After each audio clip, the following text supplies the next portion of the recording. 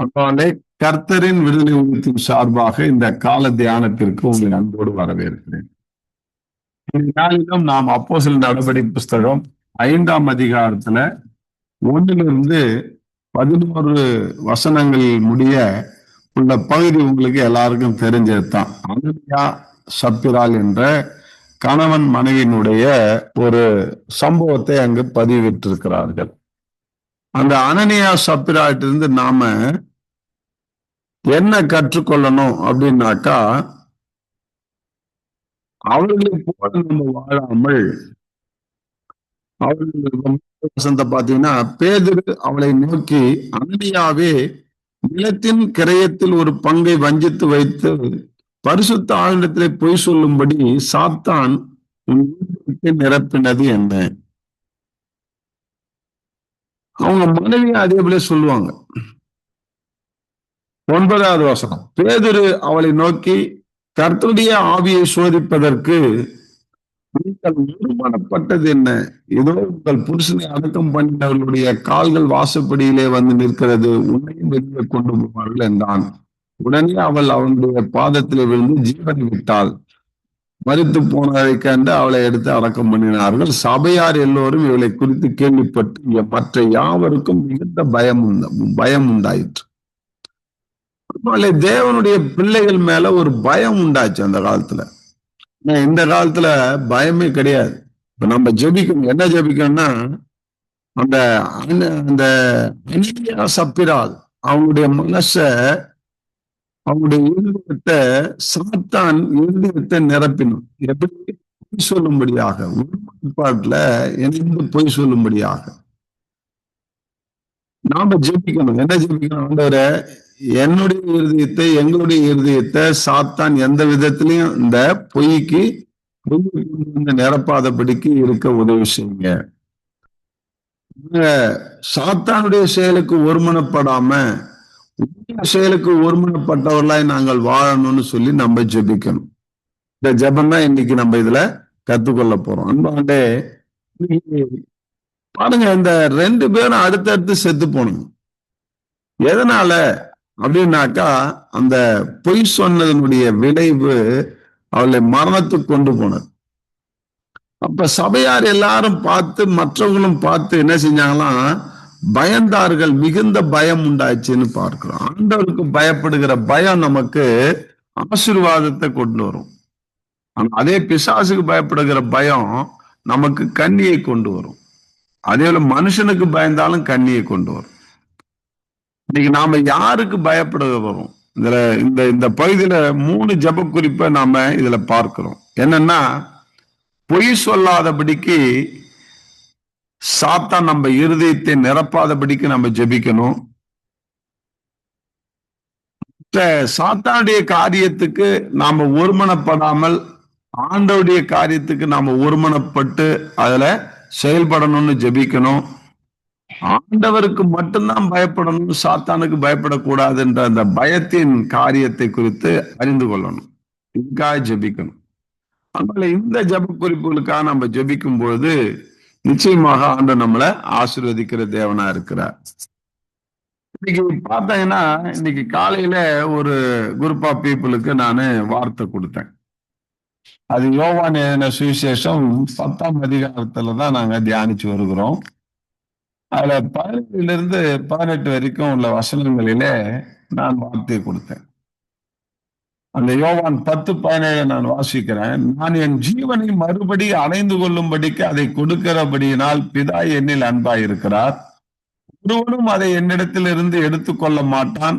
நானே அதை கொடுக்கிறேன். அதை கொடுக்கவும் எனக்கு அதிகாரம் உண்டு. அதை மறுபடி எடுத்துக்கொள்ளவும் எனக்கு அதிகாரம் உண்டு.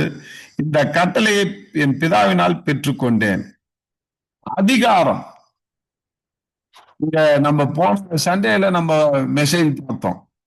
அதே யோவான் 10ஆம் அதிகாரம் 30வது வசனத்துல, நானும் பிதாவும் ஒன்றாயிருக்கிறோம் என்று. நாம் ஒன்றாயிருக்கிறோமா ஆண்டவரோடு என்ற இந்த தலைப்பின் கீழே பார்த்தோம். அதனால இங்க அதிகாரத்தை குறித்து நாம் இங்க பார்க்கிறோம். அதிகாரம் என்ன? அதிகாரம் எதில் மேல அதிகாரம்னா ஜீவன் மேல. அதை கொடுக்கவும், அதை எடுக்கவும், அதை கொடுக்கவும் எனக்கு அதிகாரம் உண்டு. அப்ப ஆண்டவருடைய அதிகாரத்தை நாம புரிந்து கொள்ள வேண்டும். முதலாவது, அவர் உயிர்த்தெழுந்த தேவன். நான் ஏற்கனவே சொல்லியிருக்கேன் ஞாயிற்றுக்கிழமை செய்தியில. முதலாவது அவரை உயிரை விடுறதுக்காக அனுப்பினாரு. ரெண்டாவது நாமெல்லாம் பலப்படணும், நம்ம பரிசுத்த ஆவினால நிறைந்து நம்ம பரிசுத்தமாகணும் என்பதற்காக அவரை இரண்டாவது முறை அனுப்பினார். மூன்றாவது முறை அனுப்ப போகிறார், நியாயாதிபதியாக நியாயம் இருக்க. அப்ப அனுப்பப்படுகிற அவர் அனுப்பப்பட்ட போது அவர் வேலையை அவர் கரெக்டா செய்தார். இன்னைக்கு நம்ம வேலையை நம்ம செஞ்சோமா? இன்னைக்கு பரிசுத்தவான்கள் பேதுரு மற்ற ஊழியக்காரர்களை பார்த்து அந்த மக்கள் பயந்தார்கள். ஏன்? கண்ணுக்கு எதிர்க்க செத்து போனார் 2 பேரு. கண்ணுக்கு எதிர்க்க மரித்து போனார்கள். எதனால? பொய்யின் ஆவியினால, பொய் சொல்றதுக்கு ஒருமனப்பட்டதுனால, பரிசுத்த ஆவியானவரை வஞ்சித்ததுனால. இன்னைக்கு நம்ம இதெல்லாம் ரொம்ப சென்சிட்டிவ் காரியம். நம்ம ரொம்ப அதை அலட்சியமா எடுத்துக்கூடாது. இக்காலத்து கிறிஸ்துவலா இருக்கிற நாம வாய்க்கூசாம பொய் சொல்றோம். கிறிஸ்தவர்கள் வாய்க்கூசாம பொய் சொல்றோம், ஆண்டவருக்கு விரோதமாய் பொய் சொல்றோம், ஆண்டோடைய ஊழியக்காரனுக்கு விரோதமாய் பொய் சொல்றோம். அது மிக தவறு. இன்னைக்கு வேணா மரணம் வராம இருக்கலாம், ஆனா ஆத்மாவில மரணம் வரும் என்பதை நாம் அறியாமல் இருக்கிறோம். அதனால இன்னைக்கு ஊழியக்காரர்களுக்கு விரோதமாய் முறுமுறுக்கிறது, பொய் சொல்லி தூற்றி தெரியறது, இதெல்லாம் உனக்கும் எனக்கும் நல்லதல்ல. நம்ம ஆத்மாவுக்கு நல்லதல்ல, நம்முடைய வாழ்க்கையிலேயே அது இம்மைக்கும் சரி மறுமைக்கும் சரி அது நல்லதல்ல. நாம ஜெபிக்க கற்றுக்கொள்ளவும். இன்னைக்கு பயப்படுகிறது, யாருக்கு பயப்படணும்? ஆண்டவருக்கு அதிகாரம் கொடுத்திருக்கிறாங்க. எல்லா அதிகாரமும் ஏசாண்டவர் இப்ப பெற்றிருக்கிறார். அவர் எப்ப உயிர் தெழுந்தாரோ அன்னைக்கு அந்த அதிகாரம் வந்துச்சு. யார்கிட்ட இருந்து? பிசாசின் கையில இருந்து. நல்லா, அதுதான் கொலேசியர்ல, கொலேசியர் 2ஆம் அதிகாரம் 14-15 அதுல அழகா எழுதியிருக்கிறார் பவுல். சிலுவையிலே வெற்றி சிறந்தார், உரிந்து கொண்டுன்னு போட்டுகிறார். பார்த்தீங்கன்னா தெரியும், எல்லா துரைத்தனங்களையும் அதிகாரங்களையும் உரிந்து கொண்டு வெளியரங்கமாய் கோலமாக்கி அவைகள் மேல் சிலுவையிலே வெற்றி சிறந்த தேவன். உரிந்து கொண்டு என்றால் பிசாசினுடைய ஒட்டு துணி இல்லாம உரிந்து கொண்டார். பிசாசு என்ன நினைச்சான்னா, இவரை சிலுவையில அடிச்சுட்டாக்கா நம்ம கொண்டாட்டமா இருக்கலாம், நம்ம ஜாலியா இருக்கலாம், நம்மள அடிச்சுக்கிறதுக்கு ஆள் இல்லை, கேட்கறதுக்கு ஆள் இல்லைன்னு அவன் இருந்தான். அதனால சிலுவையில இயேசுவை நிர்வாணமாய் தொங்க விட்டான், ஒட்டு துணி இல்லாம. நல்லா புரிஞ்சுங்க. ஆனா ஒட்டு துணி இல்லாம அவரை நிர்வாணமா தொங்க விட்டு சாவடிச்சுட்டேன்னு அவன் நினைச்சான். ஆனா அவர் உயிர் தெழுவாருன்றது தெரியாது.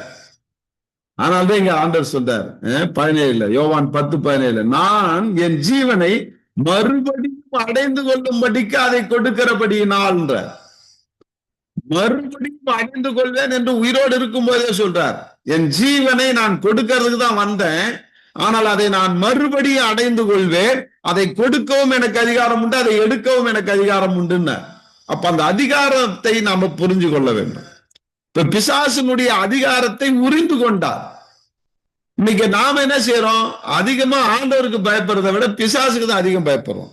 ஆனால்தான் ஆண்டவர் 365 வாட்டி இந்த வேதத்துல பயப்படாதே பயப்படாதே பயப்படாதே என்றார்.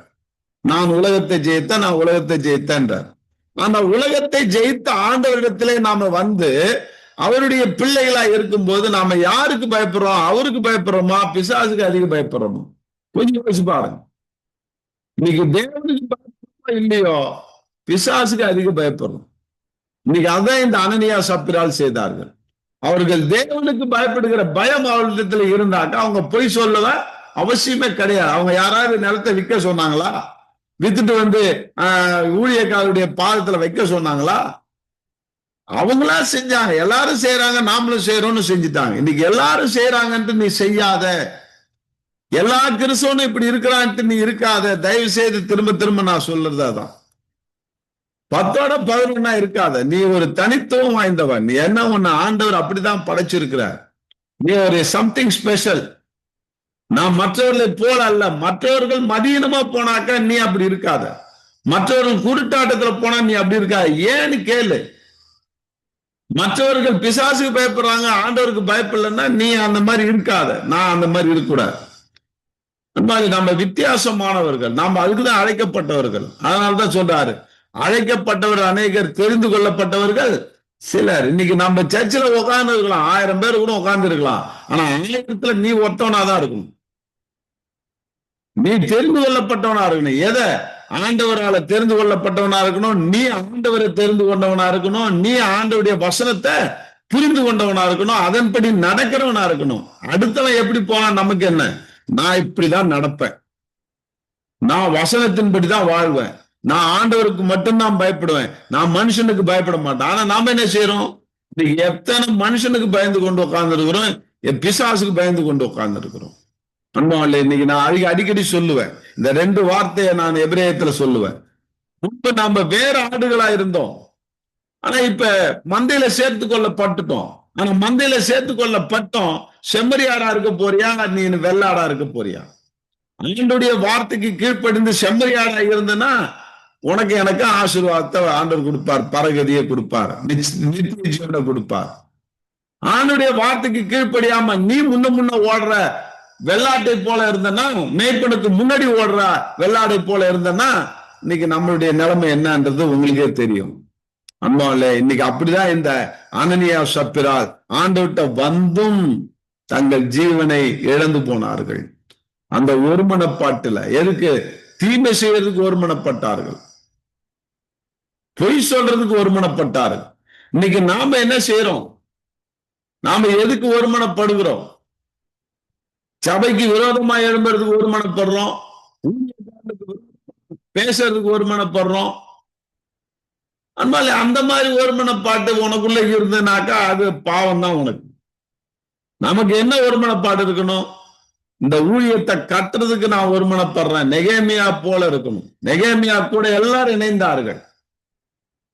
இதை நான் இருந்த அலங்கத்தை கட்டுவதற்கு நான் வருகிறேன், வாப்பா போலாம். விரோதமா பேசுறதுக்கு அல்ல, ஊழியத்துக்கு விரோதமா எழும்புறதுக்கு அல்ல, அது ஆண்டவருக்கு விரோதமா எழும்புறதுக்கு சமம். இன்னைக்கு எத்தனை சபையில இன்னைக்கு கலகங்கள், இன்னைக்கு பிரச்சனைகள், இன்னைக்கு கூடி கூடி பேசிட்டு ஒருமனப்பட்டு இன்னைக்கு என்ன செய்யறாங்க? விரோதமாய் நடக்கிறார்கள். அன்பாலே, இன்னைக்கு நாம அப்படி இருக்க கூடாது. எவனாவது விரோதமா இருந்துட்டு போட்டோம், நான் ஆண்டவருக்கு ஊழியக்காரனா தான் இருக்கும். ஊழியக்காரில் நான் பேச மாட்டேன், ஊழியக்காரனுக்கு விரோதமா நான் செய்ய மாட்டேன். அன்பாலே, அந்த ஒரு தாட் உனக்குள்ள வரணும், அந்த பயம் நமக்குள்ள வரணும். ஆண்டவருக்கு பயப்படுகிற பயம், மனுஷனுக்கு பயப்படுகிற பயமும் பிசாசுக்கு பயப்படுகிற பயமும் கண்ணியை வருவிக்கும் என்று பார்க்கிறோம். நீ உனக்கு எனக்கு கண்ணியை வருவித்துக் கொள்ளக்கூடாது. நாம ஜெபிக்கணும், ஆண்டவரே இந்த அனனியா சப்பிரா எங்களுக்கு ஒரு பாடம், ஏன் இதை திஷ்டாந்தகமா வைத்திருக்கிறார்? நாம் அதிலிருந்து கற்றுக்கொள்ள வேண்டும் என்று தான் வைத்திருக்கிறார். ஒவ்வொரு நிகழ்ச்சியும் ஆண்டவர்களை பதிவு பண்ணப்பட்டிருக்கிறதுக்கு காரணம் என்னவென்றால், நீ நான் அதில கற்றுக்கொள்ளணும், பாடத்தை கற்றுக்கொள்ளணும், ஜெபத்தை கற்றுக்கொள்ளணும். இன்னைக்கு நாம ஜெபிக்க போறோம். என்னன்னு? ஆண்டவரே, இந்த அனனியாவை போல சப்ரியாவை போல நாங்கள் உண்மை வச்சுக்கிறதுக்கு நாங்கள் ஒருமனப்படக்கூடாது, பொய் சொல்ல ஒருமனப்படக்கூடாது.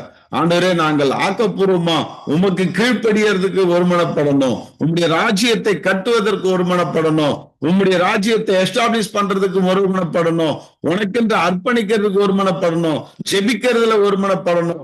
இப்படியாக நம்ம ஒருமனப்படுறதுக்கு நம்ம ஜெபிக்க வேண்டும். அவர்களை போல அல்ல. அவர்கள் தன்னுடைய ஜீவனை நஷ்டப்படுத்தி கொண்டார்கள்.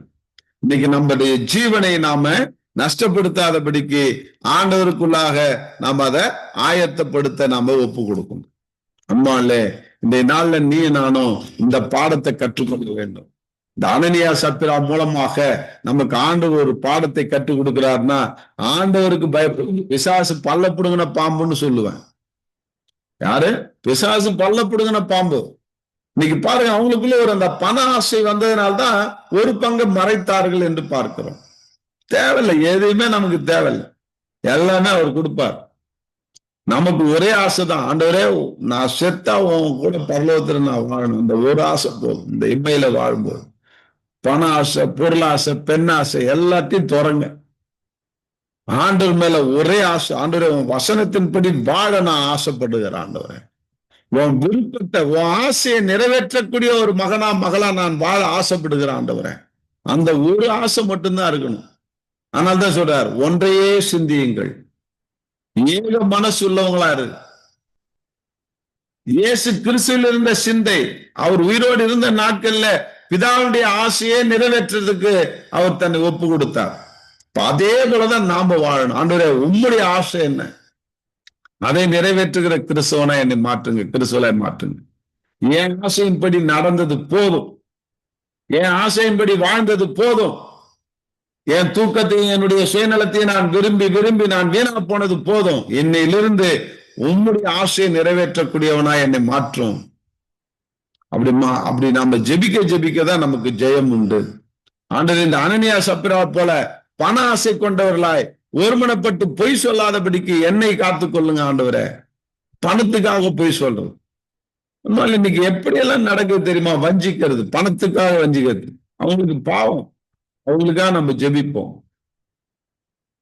அவங்களுக்காக நம்ம ஜெபிப்போம். அன்பாலே இன்னைக்கு நம்ம பணத்துக்காக பொய் சொல்ல வேண்டாம், மற்ற சுகத்துக்காக பொய் சொல்ல வேண்டாம், சுயநலத்துக்காக பொய் சொல்ல வேண்டாம். இன்னைக்கு நாம அந்த மாதிரி பொய் சொல்வதற்கு நம்முடைய மனசை நம்ம தயார் பண்ண வேண்டாம், ஒப்பு கொடுப்போம், ஆண்டவர்கிட்ட ஜெபம் பண்ணுவோம். ஆண்டவரே, நான் வாழுகிற வரைக்கும். அதனால்தான் வெளிப்படுத்தின விசேஷத்துல பயப்படுகிறவர்களும் பொய்யரும் 2வது மரணமாக்கி அக்கினி கந்தகத்துல பங்கடைவார்கள். அதுல பொய் இருக்குது, அதுல பயம் இருக்குது. இந்த 2 நமக்குள்ள வரக்கூடாதுன்னு நம்ம ஜெபிக்கணும். அன்பாவில்லை, நீங்க ஒப்பு கொடுப்போம், ஜெபிப்போம். அன்பின் தகப்பனே, நன்றியோடு துதிக்கிறோம். இந்த அனனியா சப்பிரா மூலமாக இந்த பொய்யின் ஆவிக்கு நான் இடம் கொடுக்கூடாது, இந்த பயத்தின் ஆவிக்கு நாங்களும் இடம் கொடுக்கூடாது. இதை கேட்க போற யாவருக்கும் ஆண்டவரே நல்ல தைரியத்தின் ஆவியை, தெளிந்த புத்தியுள்ள ஆவியை, ஆண்டவரே உண்மையை பேசக்கூடிய ஆவியை எனக்குள்ள எங்களுக்கு தாங்கப்பா. இந்த பொய்யின் ஆவி எனக்குள்ள இருந்து எடுத்து போடுங்க, எங்களுக்குள்ள இருந்து எடுத்து போடுங்க. பயத்தின் ஆவியை எனக்குள்ள இருந்து எங்களுக்குள்ள இருந்து எடுத்து போடுங்க.